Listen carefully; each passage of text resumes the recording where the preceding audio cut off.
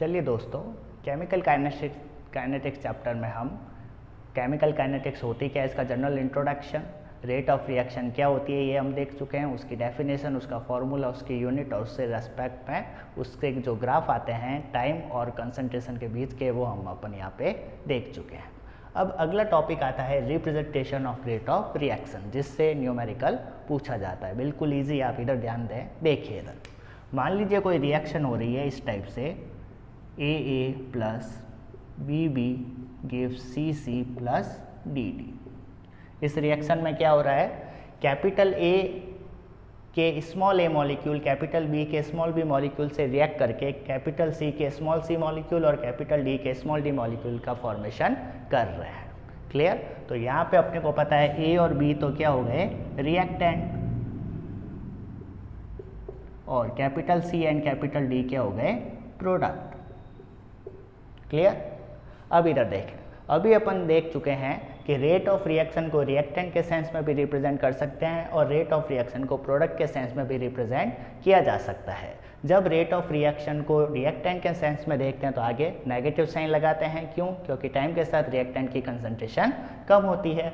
और प्रोडक्ट के सेंस में जब अपन रेट ऑफ रिएक्शन देखते हैं तो आगे पॉजिटिव साइन लगाते हैं। क्यों? क्योंकि टाइम के साथ प्रोडक्ट की कंसंट्रेशन बढ़ती है। ये अभी अपन देख चुके हैं। तो रेट ऑफ रिएक्शन को रिएक्टेंट यानी कैपिटल A कैपिटल B के सेंस में भी रिप्रेजेंट किया जा सकता है, और रेट ऑफ रिएक्शन को प्रोडक्ट यानी कैपिटल C और कैपिटल D के रेस्पेक्ट में भी रिप्रेजेंट किया जा सकता है। तो अपन क्या करते हैं, इन चारों के लिए अलग अलग तरीके से रेट ऑफ रिएक्शन को किस तरीके से अपन रिप्रेजेंट कर सकते हैं वो अपन देखते हैं। चलिए देखें, rate of reaction with respect to reactant capital A is equal to, देखिए इधर ROR यानी रेट ऑफ रिएक्शन क्या होती है, change in concentration of reactant और प्रोडक्ट। अब यहाँ पे अपन रिएक्टेंट के सेंस में बात कर रहे हैं, रिएक्टेंट में भी कौन सा, कैपिटल A या कैपिटल B। कैपिटल A के बारे में अपन बात कर रहे हैं तो चेंज इन कंसंट्रेशन भी अपन किसकी देखेंगे, कैपिटल A की। क्यों? क्योंकि इसी के रेस्पेक्ट में तो अपन क्या निकाल रहे हैं, रेट ऑफ रिएक्शन। तो अपन क्या लिखेंगे, DA है। इस A को अगर मैं इस तरीके से ब्रैकेट में बंद कर दूं तो A को ब्रैकेट में बंद करने का मतलब ये क्या हो गया, A की मोलर कंसंट्रेशन यानी A की मोलैरिटी या A का एक्टिव मास हो गया। जब भी किसी ऑब्जेक्ट को, किसी चीज़ को अपन ऐसे ब्रैकेट में बंद कर देते हैं तो वो उसकी कंसंट्रेशन को रिप्रेजेंट करता है।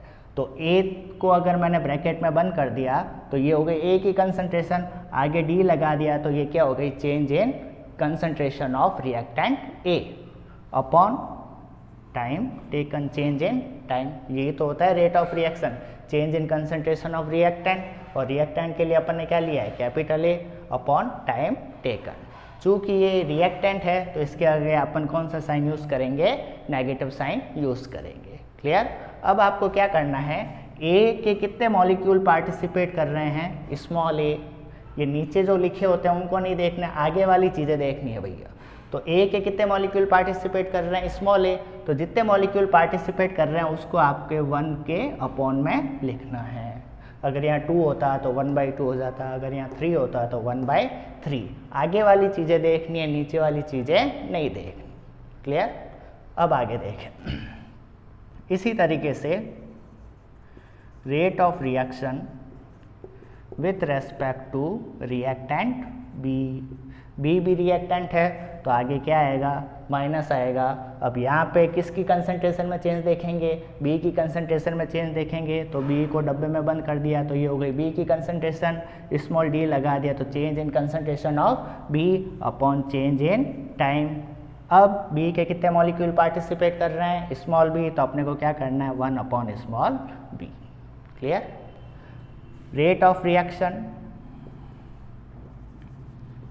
रिएक्शन विथ रेस्पेक्ट टू, अब अपन किसके लिए देख रहे हैं, product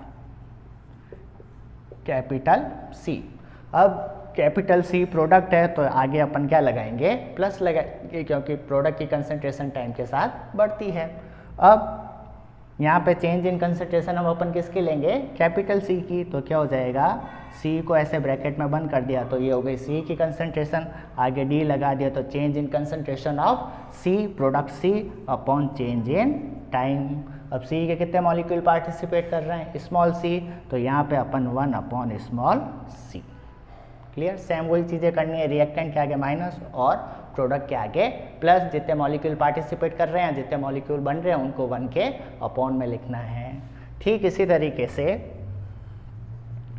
rate of reaction with respect to product D क्या हो जाएगा, आप खुद बताएं, सोचें क्या हो जाएगा। प्रोडक्ट है तो प्लस कितने मॉलिक्यूल पार्टिसिपेट कर रहे हैं, स्मॉल डी, तो 1 अपॉन स्मॉल डी, और क्या हो जाएगा D D upon D T. Change in concentration of product capital D upon time taken, और प्लस क्यों आ गया, क्योंकि प्रोडक्ट है, कितने मॉलिक्यूल बन रहे हैं, स्मॉल डी, तो आगे क्या हो जाएगा 1 अपॉन स्मॉल डी। तो इस तरीके से अपन ने क्या किया, रिएक्टेंट और प्रोडक्ट सभी के सेंस में अपन ने क्या कर लिया, चारों के लिए अलग अलग तरीके से अपन ने क्या बना दिया, रेट ऑफ रिएक्शन को रिप्रेजेंट कर दिया। ये तो अपन ने क्या किया, ए बी सी डी के लिए अलग अलग तरीके से, सबके लिए अलग अलग अपन ने रेट ऑफ रिएक्शन निकाली है। लेकिन अगर कोई पूछे कि इस ओवरऑल रिएक्शन की रेट ऑफ रिएक्शन क्या होगी, तो अपन क्या करेंगे, कुछ नहीं करना, इन चारों को अपन क्या कर देंगे, इक्वल कर देंगे। कैसे, जैसे अगर बात की जाए ओवरऑल रेट ऑफ रिएक्शन, तो क्या हो जाएगा, ओवरऑल रेट ऑफ रिएक्शन में क्या करना है, इन चारों को अपने को क्या करना है, इक्वल करना है। तो क्या हो जाएगा, -1 upon A D A upon D T is equal to -1 upon small B D B upon D T is equal to +1 upon small C D capital C upon D T is equal to +1 upon small D D capital D upon D T. इन चारों को अपने को क्या कर देना है, बराबर कर देना है, और अपने पास क्या आ जाएगी, overall rate of reaction. Clear, और इसी कॉन्सेप्ट पे आपके क्या पूछे जाते हैं, क्वेश्चन पूछे जाते हैं। क्लियर, वो क्वेश्चन क्या है वो अभी अपन देखते हैं। देखें इधर,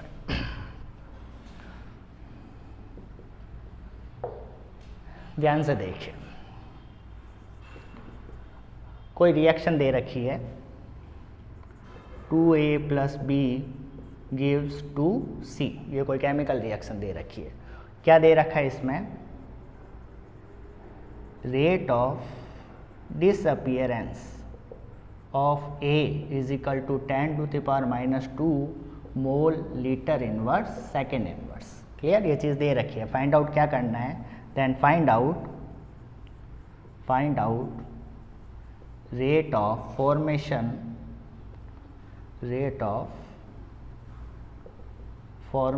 ऑफ कैपिटल सी। ये चीज़ क्या है, अपने को पूछी। ठीक है, तो जब भी इस टाइप के क्वेश्चन आ जाए कि एक की रेट ऑफ फॉर्मेशन या रेट ऑफ डिसअपेरेंस दे रखा हो, दूसरे की फॉर्मेशन या डिसअपेरेंस पूछे, तो आपको ये वाला कॉन्सेप्ट अपने को इस पे लागू करना है। कैसे, क्या इस रिएक्शन के लिए आप ओवरऑल रेट ऑफ रिएक्शन इस तरीके से लिख सकते हैं, नहीं लिख सकते, बिल्कुल लिख सकते हैं। क्या लिखेंगे इसमें, ए रिएक्टेंट है तो आगे क्या आ जाएगा, माइनस आ जाएगा, और कितने मॉलिक्यूल पार्टिसिपेट कर रहे हैं इसके, 2, तो 1/2 D A upon D T. Clear, is equal to, सबको बराबर करते हुए चलना है। बी के कितने मॉलिक्यूल पार्टिसिपेट कर रहे हैं, एक ही कर रहा है, तो 1/1 लिखने की ज़रूरत नहीं है, आगे माइनस लगाएंगे, क्यों, क्योंकि क्या ये reactant D B upon D T is equal to, क्या करेंगे अब, प्लस लगाएंगे या माइनस, प्लस, क्योंकि प्रोडक्ट है 1/2 डी सी अपॉन डी टी। यहाँ तो कोई दिक्कत है तो बताएं, इस तरीके से लिख सकते हैं अपन।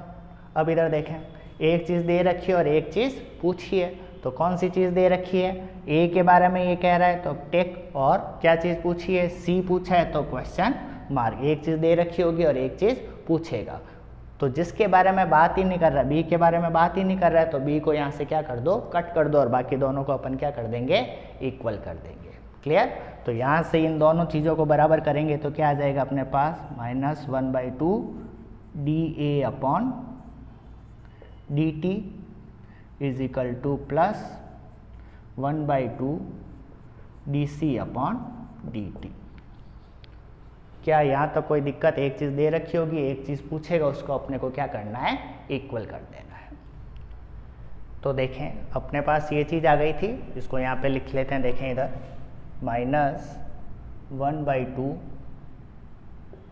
dA upon dt is equal to +1/2 dC upon dt।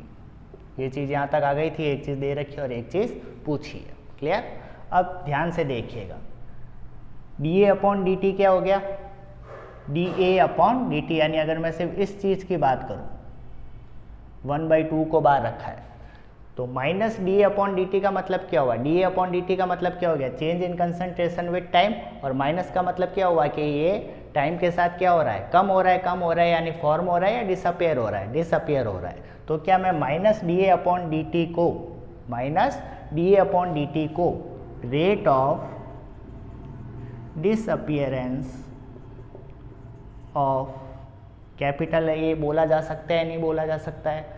भाई रेट का मतलब क्या हुआ? Change in concentration upon time, ये तो रेट हो गई। आगे माइनस है, इसका मतलब क्या हुआ? डिसअपियर हो रहा है, खत्म हो रहा है। तो ये minus D upon D T क्या हो गया? Rate of disappearance of capital ए।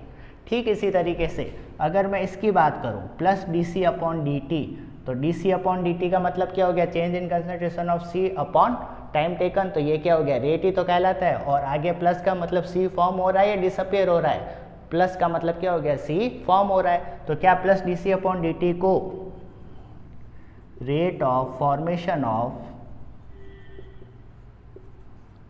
सी बोला जा सकता है, नहीं बोला जा सकता है? बिल्कुल बोला जा सकता है। अब इधर देखें, क्या क्वेश्चन में rate of disappearance of A दे रखा है? Rate of disappearance of A दे रखा है, तो अपन minus D upon D T की जगह अपन क्या रख देंगे? 10⁻⁻² mole litre inverse second inverse. 10⁻⁻² mole litre inverse second inverse. ये किसकी वैल्यू हो गई भाई? Minus D upon D T की। Clear? Is equal to 1/2 plus D C upon D T. क्या क्वेश्चन में ये चीज़ ही निकालनी है अपने को? क्या पूछा उसने? Rate of formation of c पूछा है, तो plus D C upon D T क्या होता है? Rate of formation of c तो होता है। और ये चीज़ इसने क्या करी है? पूछी है, तो अपने को plus D C upon D T तो निकालना है। और यहाँ से plus D C upon D t निकालने के लिए आपको 2 को कहाँ भेजना पड़ेगा? उस तरफ भेजना पड़ेगा, क्रॉस मल्टीप्लाई करके। तो 2 जब उधर जाएगा, 2/2 कट जाएगा, तो क्या हो जाएगा? Mole litre inverse second inverse is equal to क्या आया? Plus D C upon D T. और plus D C upon D T क्या है? Rate of formation of C is equal to कितना आया? 10⁻⁻² mole litre mole -2 mole litre inverse second inverse is equal to क्या आया? Rate of formation of capital C. ये चीज़ इसने पूछी थी। और इस तरीके से अपन कोई भी क्वेश्चन पूछा जाए तो उसका आंसर अपन निकाल सकते हैं।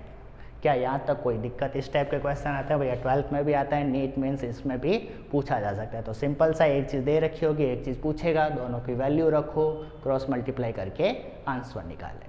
तो यहाँ तक अपन ने देख लिया रेट ऑफ रिएक्शन को रिप्रेजेंट किस तरीके से किया जाता है और उस पर क्वेश्चन किस तरीके से पूछा जाता है। तो अपन सिंपली तरीके से उसको अपन फाइंड आउट कर सकते हैं। क्लियर? अब आपसे एक छोटा सा क्वेश्चन है। छोटा सा क्वेश्चन ये है, आपको मुझे ये बताना है, क्या रेट ऑफ रिएक्शन पॉजिटिव हो सकती है? क्या रेट ऑफ रिएक्शन नेगेटिव हो सकती है? और क्या रेट ऑफ रिएक्शन 0 हो सकती है? ये 3 सिंपल से क्वेश्चन का आपको जवाब देना है और कमेंट बॉक्स में लिखकर बताना है।